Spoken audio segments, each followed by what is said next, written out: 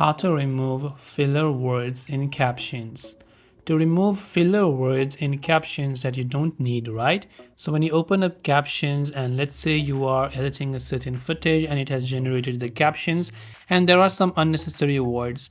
Now the good thing is that if there is any sort of filler words, you will be able to directly see them within your captions editing timeline like this. So all you have to do is now you have to just select that filler word manually. In my case, I do not have a filler word, but if you have, you just select that filler word like this. And once you select it, you just tap on this delete button from the bottom of the toolbar. So from this toolbar, just tap on delete and just tap on the delete button. So once you've done that, now you can proceed with all of the other options that you might want as well by just tapping on the delete button, as you can see. So this is the way to remove filler words, and this must be manually done. Unfortunately though, there isn't a process to do it automatically, but this will sync it real time. So when you're editing that part in the caption, it will also edit that part out from the actual footage where you've spoken that word. So this way you can remove the filler words in captions. Hope this video helped you.